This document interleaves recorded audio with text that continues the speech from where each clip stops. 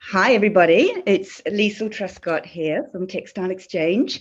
Welcome to today's webinar. We are all very excited to be bringing you the results of a big bit of work, our 2020 Creating Material Change results, and we're very excited. My colleagues Jessie and Prina and I will be leading you through the session today. We have an hour together. We're doing our best to bring in as much interaction as we can, and we've got a wonderful lineup of speakers for you who we will introduce very soon. But just to get us started, I'm going to hand you over to Jessie, who will briefly introduce herself and explain some of the interactive opportunities for Q&A today. So over to you, Jessie.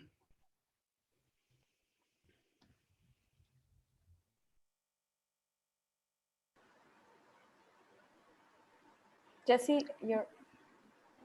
Oh, sorry. I will repeat what I have said, sorry. Hi, Lisa. Hi, everyone. So thank you so much for joining the webinar today. I'm Jessica, the program manager of the Corporate Fibers and Materials Benchmark. So today we are going to have a great panelists, and you will have the chance to interact with all of them at the end of each of the panels. We have 2 panels, so we have Q&As. You can start posting your questions already in the chat that you have, and we will address all the questions during the Q&A. So also we have Prina. I'm going to hand it over to her, who is going to talk you through all the polls that we have today in the webinar. Thank you. Hello, everyone. Thank you so much for joining us today. I'm Prerna Pandey, Materials Program Coordinator at Textile Exchange, joining here from Bangalore. As Jessie mentioned, we have designed this session today to be an interactive one, and we start with a quick icebreaker question for the audience. We will now launch a Zoom poll, as we are keen to understand the audience representation, who is with us today. Please take the Zoom poll that appears on your screen, and as you'll see, you'll have 4 simple options. Are you an MCI or Material Change Index participant with us? MCI is the largest peer-to-peer comparison initiative in the textile industry, and we recently launched the 2020 MCI report and the Material Change Index. The second option is, are you an MCI and or Biodiversity Beta participant? Biodiversity Beta benchmark was for the first time launched last year, and let's see how many of you are here today.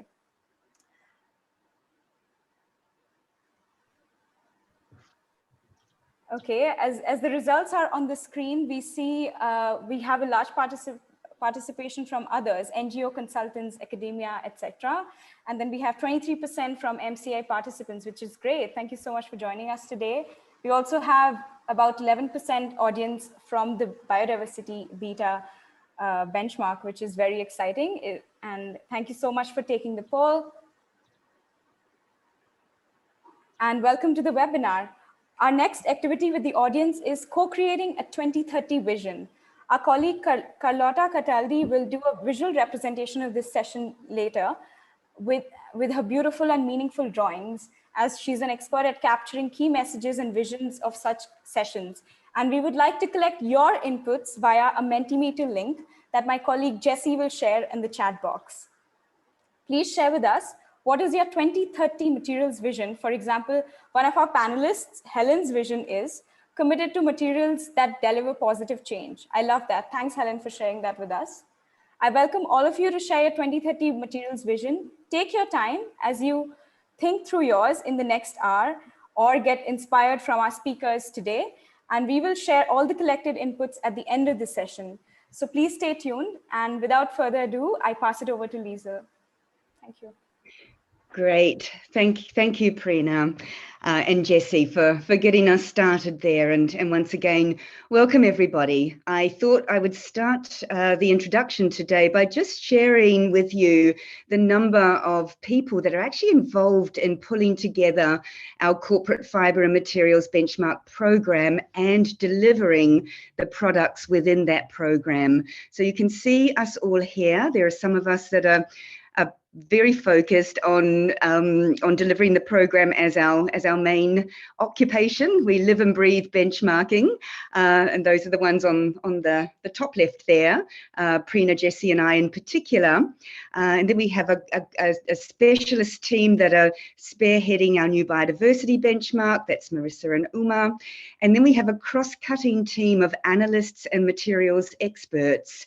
And this is where we draw across the Textile Exchange team more broadly and bring in those specialists that have lived and breathed the different material and fiber portfolios. So we get a nice opportunity to dive into everybody's expertise.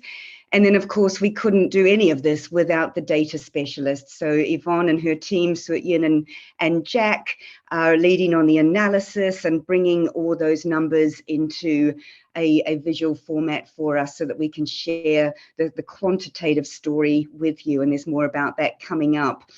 And I also wanted to bring in our design and animation team because, of course, there's so much information these days coming at us in all sorts of ways, and how to make that easy to digest and very visual and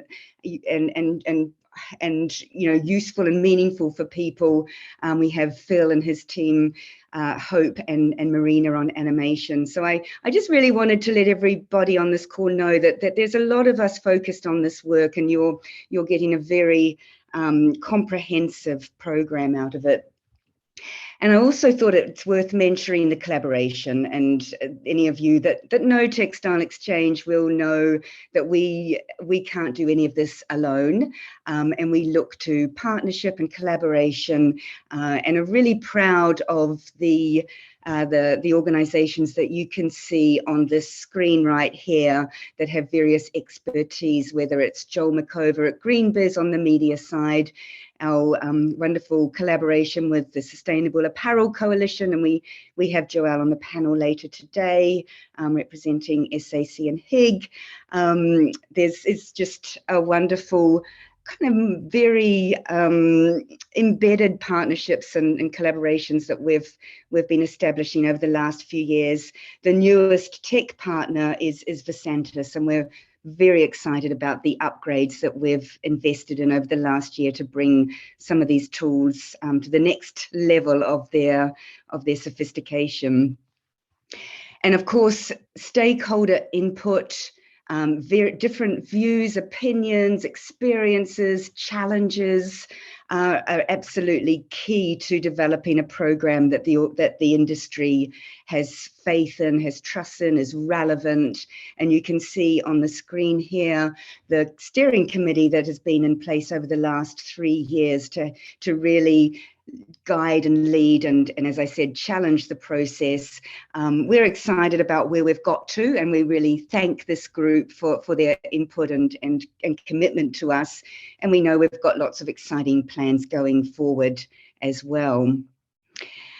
And the other slide I wanted to just bring to your attention once again, not to dive too deeply into the moving parts, but as you can see, lots of moving parts that come together to bring the program. And for any of you that have been confused about the acronyms, and I'm sure there's many of you that have, because we have invented new acronyms and it takes a while to embed them. So I just wanted to give a 101 lesson on CFMB is the Corporate Fibre and Materials Benchmark Program. So that sits at the top. It's the overarching program, and then within that program we have the various products and tools and analytics that come out every year. The big one being the Material Change Index, the MCI, which is an index in itself with a family of indices that capture circularity, the Sustainable Development Goals, the different fibre portfolios. And as many of you will also know, we've started to experiment with a biodiversity arm to this. We're not sure exactly where that will fit going forward, but we have a beta version that we are so excited about and have almost 100 organizations and companies that are either taking part in this baseline for this year, or contributing to the development and the feedback. And then around COP15, which I think is in October, the biological diversity the BCD. Now I'm getting mixed up with my acronyms. Will have its convention later in the year, and around that time we'll release the results of our biodiversity beta. And then we'll talk a little bit more today about the various dashboards and leaderboards and things that were launched just a couple of weeks ago and are out in the public domain now. So I also wanted to just also hone in on what we're attempting to do here, which, you will have heard us say on many occasions, we're driving this race to the top. Now, race to the top is a fairly common benchmarking term, and I think the intention of this has changed over the last few years. In the early days, for example, it was very much about individual competition, who's going to get to the top first, who's at the top of the leaderboard, that was the sort of mentality. And that's not to say a bit of competitive or healthy competition is not important. It can be. It sharpens and energizes and helps companies innovate and really push through barriers. So there's really nothing wrong with an individual race to the top, but we're really about that collaborative, joined up collective action that brings us all to the top. And you may hear this being talked about as well in the race to zero, whether it's about climate change or nature positive, that we are in a state of needing to accelerate what we do, to scale what we do, and really just generally speed things up. So our benchmark focuses on three key races, if you like. The first one, as you can see on the screen, is super important. It's really about that holistic approach to how you manage a materials strategy, and also about that setting of targets and driving performance. So it's that package of management of performance. The second part is it sort of really tones in on those targets that we need you to set around the uptake of what we call preferred materials, so more sustainable options. And there's a lot to say about that topic, but just to say, there's not one size fits all. And at Textile Exchange, we've defined what a preferred material is. And you can see in the chart here, what we want to do in very basic terms is to reduce the amount of grey that you see and to fill that up with preferred, whether it's a preferred renewable material or whether it's a recycled material. We want to see the preferred options that we can trace, that we can connect to, that we can literally have some control of risk over, whether it's through standards and certification or initiatives or other ways that we connect to a preferred material. We can drive that performance improvement and that conversion from conventional to preferred. And then, of course, the third component of this is to make sure we're getting meaningful change. So that's the outcomes and the impact. And we'll talk a bit more about this. And you can see on the screen, for those of you that know Textile Exchange and know our Climate Plus strategy is very much around progressing a reduction in greenhouse gas emissions by 45% from over this next decade. And so we're starting to put that out in the public domain. It is the cohort of companies that are reporting through our benchmark program, and we'll be tracking that progress against, you can see the light blue bars going up, which is the business as usual 3%, and you can see the very ambitious green line there. And we'll get into more of a discussion about what it might look like to meet this reduction pathway. So I'm sure Jessie, who's on the timing, is going to ping me at any minute, so I shall keep talking. It's an exciting topic and lots to say, but this is a cross-section of the participants, if you like, the class of 2020. 75% were Textile Exchange members, 191 companies represented. We had 18 new companies join us last year. They represent a joint turnover of 767 billion. So it's a significant group of companies that are taking part so far, and we really encourage more to join this journey and this race to the top. The majority are coming from the apparel and footwear subsector, which is not surprising. But good representation across outdoor and sports, multi-sector, and home and hospitality. The majority is still very much Europe and UK, I should add, in terms of geo-regional breakdown of participation, 60% in that bracket, with North America at 35. So there's a little bit of a challenge to North America, Oceania, Latin America, and Africa to step up and join the European and UK companies in representation there. And the program's growing every year, and we're seeing, if you like, our cohort of, if you like, front runners really start to mature in terms of their strategies. And you can see in the column on the right there, our level 4 leaders group, which is scoring over 75 in their index results, has gone up from 16 companies to 36, and a lot of growth has come from circularity, and a lot more about that in the report, where there's been a huge kind of energy and growth in companies incorporating a circularity strategy into their materials work. So here are the main products that we released a couple of weeks ago. I'm just giving you it's obviously a snapshot view, so you can go and find them online and explore them. They're very interactive. We're really thrilled with that level of ability to explore data a lot more interactively than we have in the past. So the leaderboard, which is the material change index on the top left, is now much more searchable than it was a year ago. You can go and dive into each of the companies that are represented there and pull up their progress card, and you can explore by company size or by different material types, and really get inside what these companies are achieving. We say it might sound corny, but we think that all 191 companies that are participating are actually in the leaders group, because they are in a position to report voluntarily and share their progress with us and help us drive that race to the top. At the second screenshot there is the materials impact dashboard.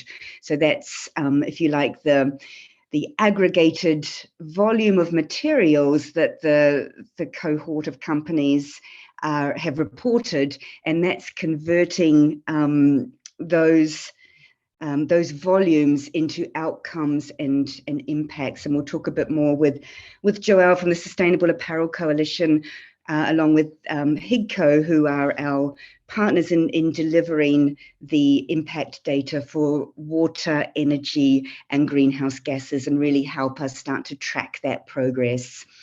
And then, of course, the Signatory Material Change Insights report is, you can see the cover on the screen as well, and that is an interactive, so qualitative, quantitative look at some of the narrative behind the data, with a deep dive into the data as well. And for the first time this year, we have a write-up on the suppliers pilot as well, which is really exciting to be able to open up this program for suppliers and manufacturers to join that race to the top and drive their material strategy just as strongly as the brands and retailers are doing.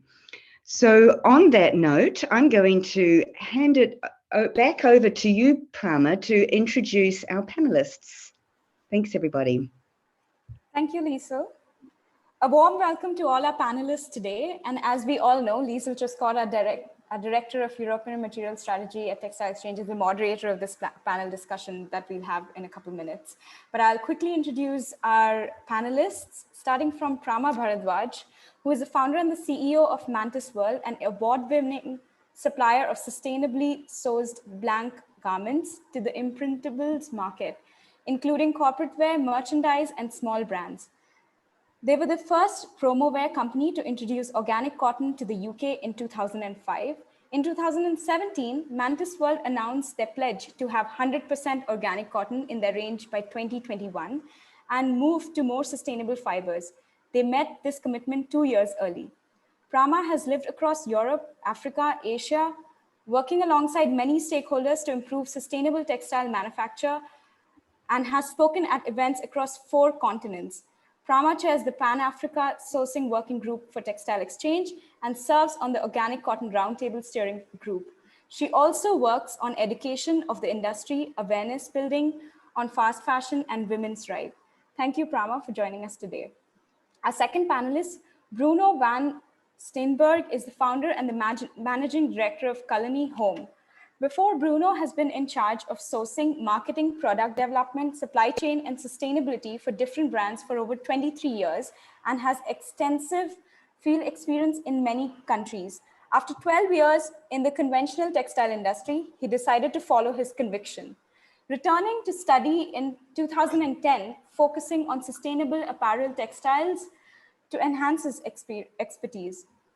He then co-created a sustainable success story apparel brand in 2011, being responsible for building the sustainability strategy and production supply chain from scratch. In 2015, Bruno left the apparel sector to launch his own new brand of home textiles. Bruno has been a board member of Textile Exchange Europe for 3 years. He's a member of the executive committee of the Organic Cotton Roundtable and Textile Exchange Catalyst. He believes that sustainability is not only about certification, it's also about acting according to your beliefs.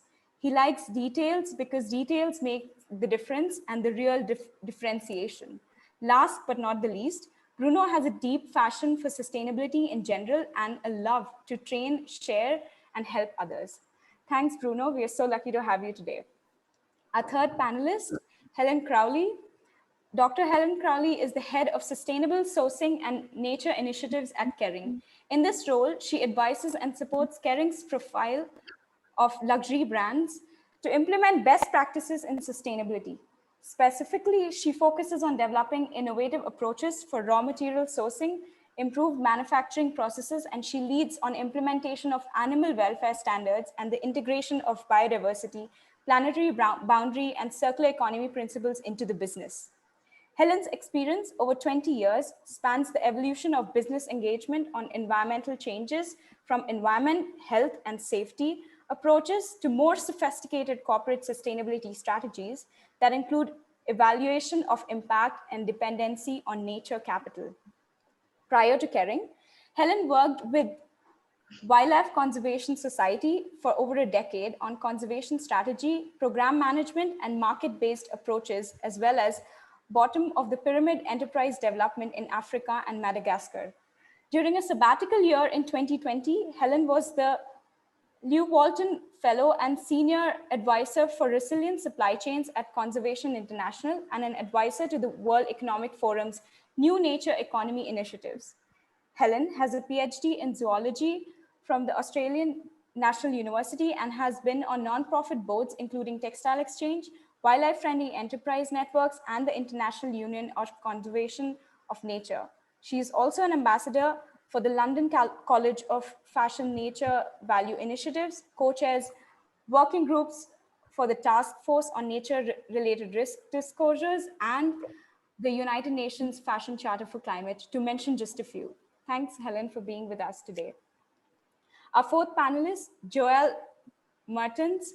Joel is the director of the HIG product tools at the Sustainable Apparel Coalition. He's responsible for the development and evolution of the methodology of the HIG Materials Sustainability Index and HIG product module. The tools are based on life cycle assessment principles and data, allowing users to calculate environmental impacts of their materials and products, such as the carbon footprint. We're so lucky to have you here today, Joel. Our fifth and special guest speaker, Sarina Sadiq, is a biology graduate from Bristol University in the UK and is a sustainable fashion and nature enthusiast. She's also set her own clothing brand, Smart Squid, with the aim of sparking ecological conversations. We first met Sarina a few years back when she interned with us and produced our OCRT t-shirts one year using Prama's Mantis World t-shirt, our memorable dung beetle t-shirts, which really did spark a lot of conversations. With Sarina, we want to bring the voice of millennial Gen Z into the discussion today. Thank you to all our panelists for joining. We are looking forward to the discussion today and passing it over to you, Liesl, who will be moderating this session. Thank you. Thank you, Prerna. Thank you for the nice, comprehensive bios for everybody. So we know what we're dealing with here. We're dealing with some very interesting and dynamic speakers as I seamlessly try and turn off my presentation and to bring everybody into the webinar. Okay, I'm getting there. Right, gallery view. Great, everybody's here. So Helen's got her camera on. Can everybody else put their camera on so that we can all start the conversation? Fantastic. Great, there's everybody's faces. I can't see myself. Can you see me? Okay, I'm going to turn my, there we go. Great. Hi, everybody. So let's get started. I think the first question that I wanted to explore and get everybody's feedback on, maybe starting with you, Pram, is, what does it mean to be on a materials journey? Your company has been around a little while now. You were probably one of the pioneers in terms of sustainability. But what did that look like 20 odd years ago, and kind of fast forward to where we are right now, and what you see as urgent for Mantis World? Thanks, Liesl. Thanks, everyone. I'm delighted to be here. Well, I suppose I was in textiles before I was even born, actually. My grandfather built factories across East Africa. One of them is Sunflag, Tanzania, where I spent a lot of time as I was growing up in and out of this vertically integrated factory in Arusha. And it was just interesting because I didn't think that it was anything special. There was, it was very spacious. There was fresh flowers everywhere. When I would go into the factory, the mamas and the sewing hall would sort of be like aunties and scold me for either being too skinny or not visiting them enough. My dad once a year would go off to the cotton growing region in Tanzania and basically purchase all the cotton for the year that they needed. And so what was considered normal to me then, it only became clear that it wasn't normal when I visited other factories in other parts of the world where it was very, very different conditions. So I never set out to be sustainable. I think I set out, after I realized this, to make everybody more normal, if that makes sense. And so we started using organic cotton back in 2005 when we heard there was some available in Uganda and we wanted to try and get some into Tanzania. I can't say that it was because there was a huge demand for it. We just felt it was the right thing to do, so we did it. And to be honest, we sat for a very, very long time without seeing much demand for, preferred materials or organic cotton.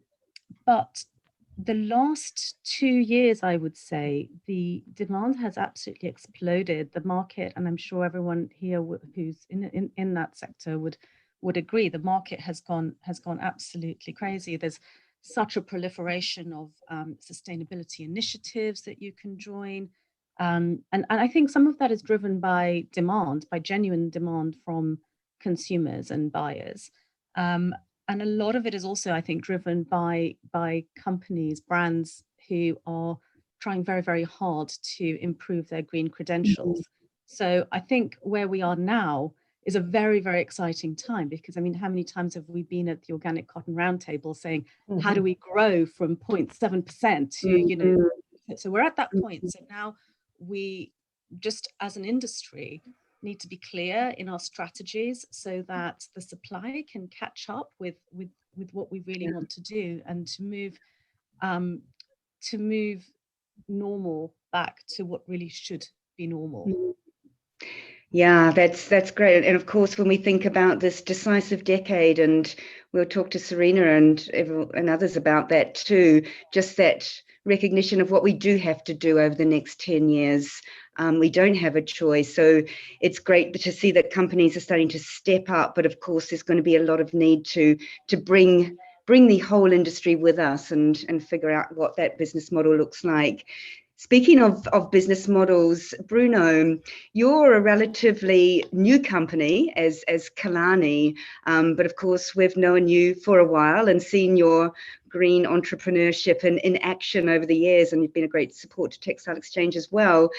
So what pushed you, so to speak, to set up your own textile company, your own brand, and how is it going for you over this relatively short time, and what are you sensing from the consumer?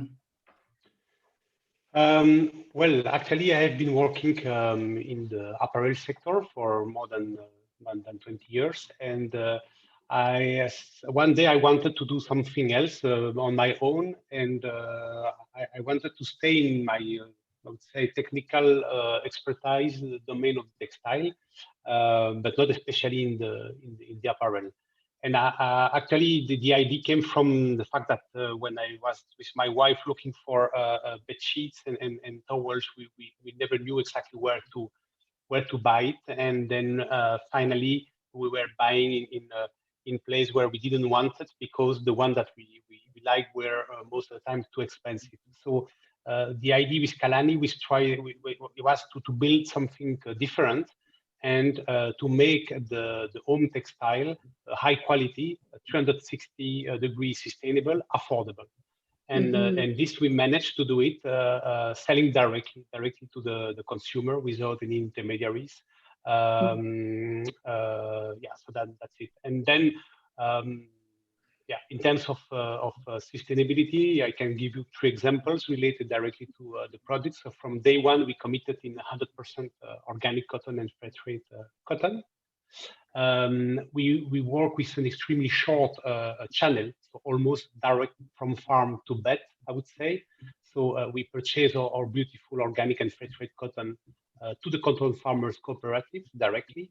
We transform it to products with mills and manufacturers, of course, and then we sell the sheets and the towels directly to the end users. And this allows us to pay our cotton and our product much more expensive than the average market price. But at the same time, we can sell the finished products in average at half of the price of the market price. And this shows that with creativity or changing the market rules, it's possible to do high quality, sustainable products at affordable price. And then the last example I can give in terms of sustainability for the products is that we have impact calculators. So we made an LCA, a life cycle assessment of our products and supply chain with a partner in Canada, Green Story. And we are able to measure and communicate on each product the impact savings compared to conventional cotton in terms of water consumption, CO2, energy, and pesticides for the moment. And we hope more impacts in the future. Great. So that's an interesting sort of insight into a slightly different business model that's lean in some parts and really focuses on where the needs are in terms of bringing farmers with us and sort of directly communicating out to the community and the consumer, which I know Serena might have something to say as well. But I wondered first, Helen, what you thought of that, you know, looking at business models, looking at where the luxury industry has been over the years, where I from my experience, you know, sustainability was a difficult one to sort of bring into the open and really embrace as a luxury brand. Are you seeing any shifts there yet, or it's happening? Yeah, I think, well, I mean, the short answer is yes, there's been a lot of shifts. I've been at Kering now for 10 years, and there has been a a big mindset change, as well as sort of practical operational changes, not only just in Caring, but I think across the luxury sector. I think the idea about your question on talking about sustainability, I think we've just basically been doing it in different ways, and we're getting better and better at being clear about what we mean by sustainable. So, you know, in the early days, 10 years ago, or even earlier, that was always about your CSR report and what you did and so on. And then now it's become about more specifics about, well, what are you doing for different products, for example, and then now it's more talking to consumers about showing with QR codes or whatever across the sector. There's a real shift to how we communicate as well as what we communicate, and that's matched by our increased sophistication in measuring the right things. We're still on that journey, and we will get around to that. I mean, the work you're doing at Textile Exchange is just so critical with all those partnerships, because you do have to be measuring the right things. We have less than 10 years, and we want to make sure that we're measuring the right outcomes, because we can't really afford to make a mistake. We can afford to sort of reorient little way as we go along, but we've really got to, and we can't wait to get all the perfect, you know, perfect can't be the enemy of good, or it can't be an excuse for inaction. So we've got to move forward with a certain amount of knowledge, and then adapt as we go along, but we can't afford to get it wrong. So I think there's been some really fantastic improvements and progress, which can keep us optimistic and hopeful. I mean, one of the nice things about getting older, and there aren't that many, but I'll tell you one of them, is that you start realizing the connectivity of the world. And when Prama was just speaking, I forgot about Sunflag, which was one of my first introductions to organic cotton in Africa when I worked in the conservation community, and we were working on organic cotton as a livelihood, an alternative livelihood for people around high biodiversity areas. And we were through a conservation cotton initiative with Eden, was engaged with Sunflag back in the day.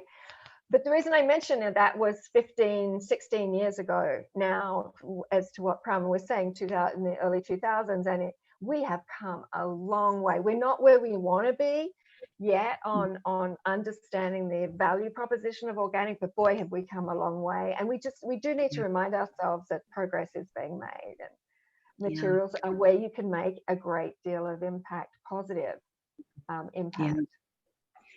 No, thanks, Helen. I think you're absolutely right, and we do need the hope and the inspiration and the you know, the energy to get there. And sort of speaking of where we've come from and where we're going, and over to you, Serena. You know, you're kind of born, I know you're an older Gen Z, sort of, you explaining to me sort of more in the tip of the millennial, but for you being sort of, if you like, born into this era where there is so much change and so much movement, I wondered if you could maybe talk a little bit about what that feels like for you, and maybe also go into where you're finding your outlet through your creativity, and any other reflections you might have from what you've heard so far. Yeah, cool. Thanks for having me. I feel like I'm amongst very, very great panelists who are very qualified to talk about this, so thanks for having me.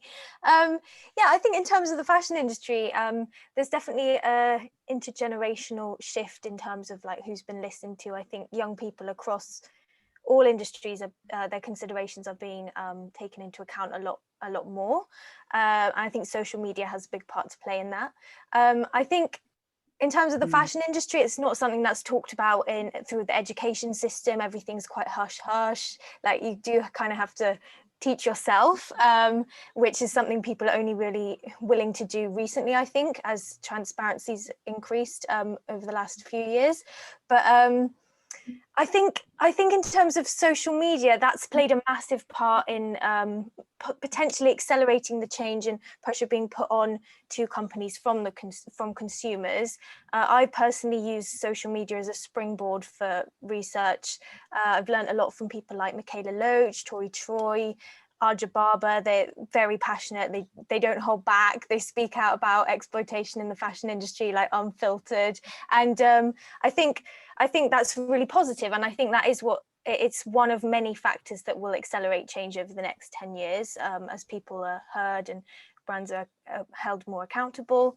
But on the flip side of that, social media can perpetuate the problems of fast fashion in terms of hauls are still quite a big thing on Instagram. Like the pressure to always be wearing something new is still quite prevalent. And this isn't really the fault of the consumer. It is like fast fashion isn't a mindset, it is a business model. And then overconsumption is a result of the fast fashion model, and people my age and younger, that's all we've known. So it's great that change is happening, but I can see why it's maybe slow in terms of what consumers are willing to pay, and for example, and things like that. Yeah, I mean, I think I kept up with most of those languages. I'm not sure I knew all the influences there, Serena, but I can write them in the Q&A box so everyone can go follow them. I have a question. Yes, I have a question for you, Sarina. Yeah, of course. We hear often that the young people are increasingly asking for sustainability, transparency, fair products, etc. But I am interested, and I suppose that most of the people in the webinar will be interested to get your opinion, with your experience being from the Z generation or the early millennial generation. Is it really influencing their buyer decisions?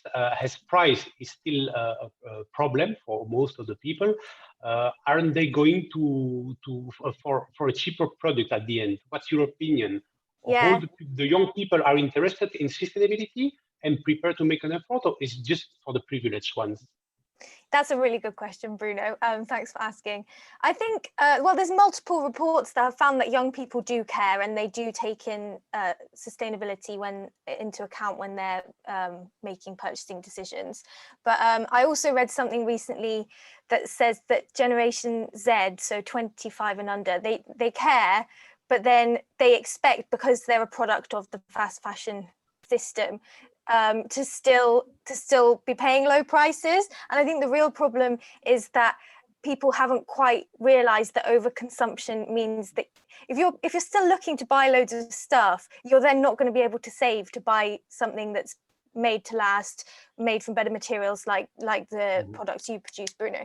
So I think one key thing that companies like yourselves can do, and you're in a good position for this because you've had sustainability at the heart of what your company's mission is from the beginning, is help consumers unlearn the buying habits that they've been born into. So I think being super transparent is a really good way of achieving this. And yourself and Pram, I've looked on your website, you've got a large portion of your websites devoted to your journey and story of your materials. And I think people do love that. And I think if you can just try with really honest marketing to get that across to young people in particular, they will be receptive to that. And it's something that small to medium-sized businesses that have been had integrity in terms of sustainability goals from the beginning have over the big companies in a way, because they're kind of still working within fast fashion systems sometimes, even though the materials are changing. So I think if you just kind of really tap into telling the story of what you're doing and why you're doing it, I think people will become really receptive. I think it is slightly difficult for you, Bruno, because the homeware sector there doesn't seem to be the same amount of energy around getting the conversation going. I think people still are a bit. Good point. They're not quite. They don't quite understand that textiles quite the fashion. Homeware, they're used in the homeware sector as well as the apparel industry. So I think hopefully that will speed up over the next few years. I think this is such a great conversation, and I know we could all just keep talking about it for the next 20 minutes, but I know we want to move in, and it kind of is a nice segue from what you've just been talking about, which is the storytelling and the inspiration building, and then how we kind of also dig deep into what the data is showing and what the impact is that what we're having. And I thought maybe Jessie will go into that question now, and then we'll leave a bit of time for some questions, because I know we always run out of time, but I wanted to go over to Joelle actually, and just bring you into the conversation, Joelle. We have to, we want to inspire, and we want to equip, and we want to use best available data to know that we're heading in the right direction, which I think is right up your alley in terms of being able to help the industry understand impact and align that with, our pathway to 1.5 and along the Paris Agreement. So tell us a little bit about how that journey works for materials. Sure, thanks, Lisa. Yeah, I think so. Life cycle assessment science is complex. It is not an easy topic. It's built on layers and layers of information, and this is one of the things that the HIG MSI and the HIG product module are really trying to make life cycle assessment data more accessible to the apparel and footwear industries in a way that resonates with information that they understand and use. Kind of just some anecdotes on the complexity of life cycle assessment modeling. Just modeling the emissions of manure from agriculture, well, not even from agriculture, from livestock.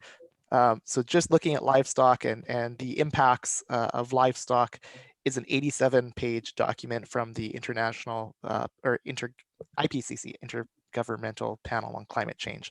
So that's one very specific, of course, piece of modeling, specifically really around the carbon emissions.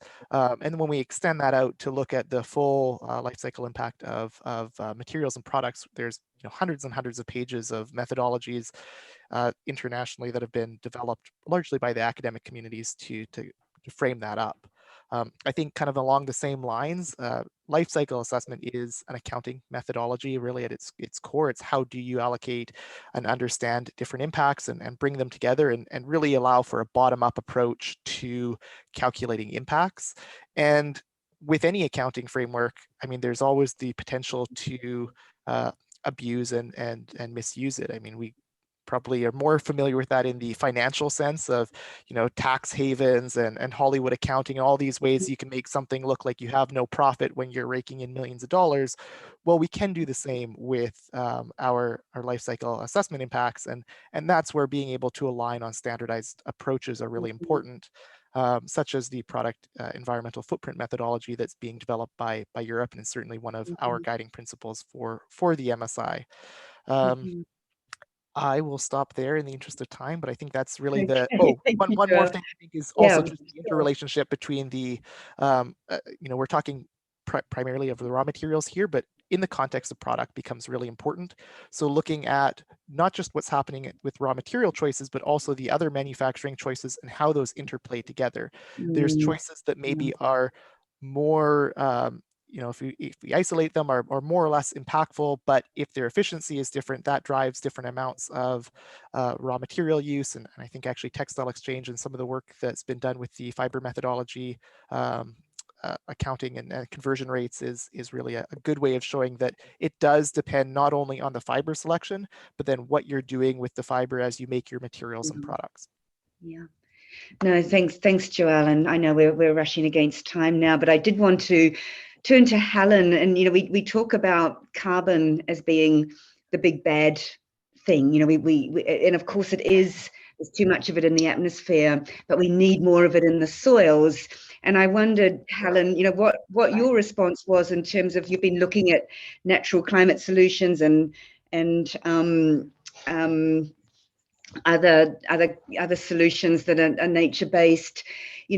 How do we address the carbon issue beyond emission reduction? Okay.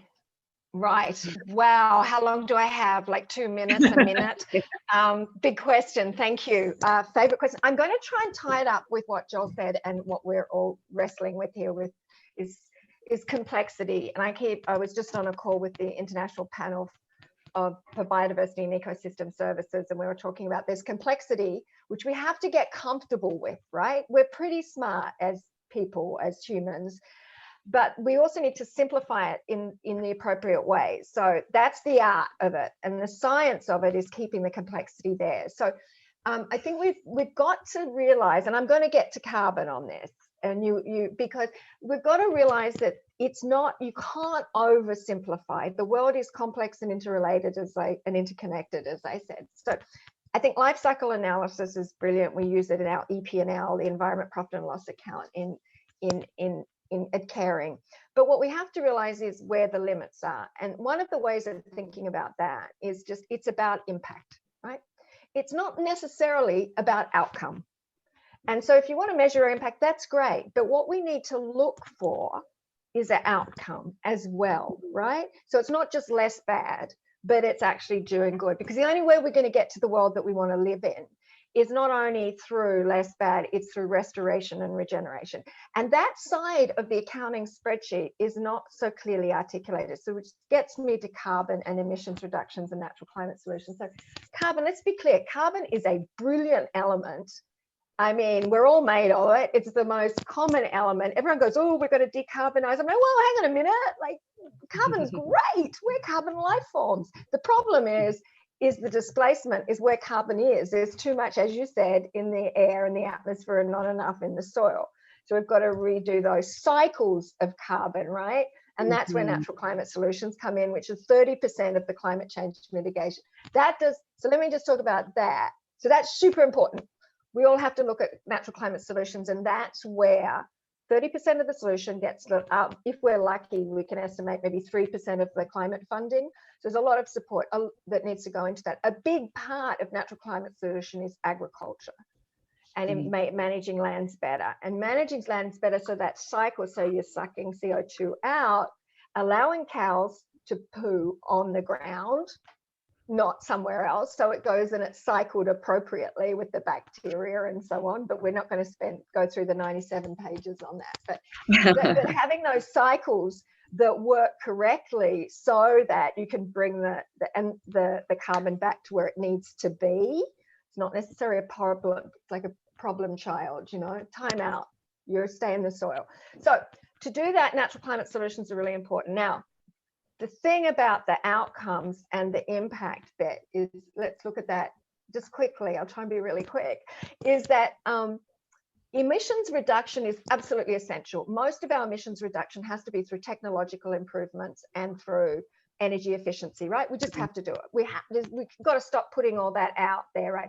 At the same time, you can do emissions reductions through natural climate solutions, right? So about half of that 30% is emissions reductions, how you use your inputs in agriculture, what inputs you use, and so on. And then there's another half of it that's about pulling that carbon out of the atmosphere. So that's the doing good bit that isn't just accounted for correctly. That's the doing good bit where you're actually sequestering carbon, and it will be accounted for. And then there's the other doing good bit, the biodiversity that you build, that restore, the livelihoods that you build, the resilient livelihoods. So there's a whole bit on that other side of the equation that we need to start looking at, of the accounting sheet, that is sure about bringing down the carbon or doing less bad, and using life cycle analysis to understand what we need to do. But also, where do we act to do more good? And that's where natural materials are brilliant, because they're the leverage for change, for doing more good and creating outcomes, and not just doing less bad. So that's, sorry, did I get to your carbon? Do you see did I get the carbon and natural climate solutions? I tried to weave it all in, but it might just sound like there was me starting with, let's simplify complexity. And now I'll just give you a whole lot of complexity. No, it feels like we're on the brink of that, and I think you're totally right. The science is expanding, and it's refining at the same time to help guide those the tangible need to know how to manage carbon in ways that reduce it in the atmosphere and bring it into ecosystems. And so I hope, and a question, Helen, is, and others, are we going to see this happen in the next few years? What's our, I guess, let's quickly go around the room, and what's our vision for 2030? And while we do that, maybe I will bring up the screen again, Preena, and hand it over to you to take us through the audience participation piece. And Helen, answer the question as I seamlessly put this on. Sorry. Can you see my slides now? So Helen, do you? Sorry, are you talking to me? Yeah, I was seamlessly trying to share my slides. Yeah. But Prina, maybe you could bring yours up with the Mentimeter, and while she does that, I'll stop sharing. Sure, I'll get the screen ready. What do people think about the how optimistic are we, and what's our vision for this next decade? Okay, so there's hope and there's optimism, right? We all need to be hopeful. Okay, you might not be optimistic. It is slightly a different force. I like to be both hopeful and optimistic, but I think some days I'm more hopeful. We have no choice, right? We have got to make this shift, and it's a complex thing, and we're all trying to do it. I think there are tipping points, and I don't mean the bad ones where the Amazon becomes a net emitter from a sweet sequester, Amazon the forest, sorry. The company. But I mean, tipping points within our business and what we're trying to achieve. Things don't just we are loading up one side of that change seesaw with, like we said, how fast people are getting aware and understanding that the data is getting better, the methodologies are getting better, companies are understanding risk and opportunity more, and it is going to start tipping quite fast, I think. So I am hopeful that we can make the change. That's great. What about others? I know we're scrolling through. We've got a lot of great feedback here. We've got about 3 minutes to sort of close out. Prama, Bruno, Serena, what's your vision for 2030? Where will we be from materials perspective? Well, sorry, you go. No, go for it. Okay, I'll be really quick. I think on the back of what Helen was saying, for preferred materials to kind of become the norm, I think Prama mentioned earlier, for that just to be not sustainable, just the norm. And also, Lisa, what you mentioned earlier about a collaborative approach towards positive changes in industry, not just at like an independent. Great. Bruno, you were about to say something too. Yeah, I think on our side we'll be committed to 100% sustainable materials forever, but we know that it will not be possible for everyone. There is no possibility for all the brands to be 100% sustainable in terms of materials, even if it can grow, and there is still a lot of room to grow. For instance, in terms of cotton, conventional cotton will still be there. Even if it's grown on a better way, it will still be conventional. Prama? I suppose it would be like a mix of what everyone's already said, but to just use the best impact materials that we can find, which we hope will change and improve over time, without compromising the product quality and longevity. And also to personally connect with those people who are often unseen and forgotten, who actually create and grow our raw materials. That's a good one, yeah. Joelle, have you got a vision for 2030?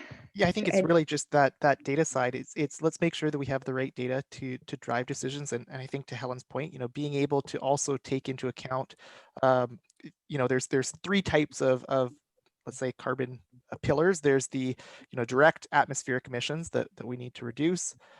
There's the avoided emissions that sometimes get counted in carbon credits and things, and if you are going to be looking at that, I think making sure that's counted separate.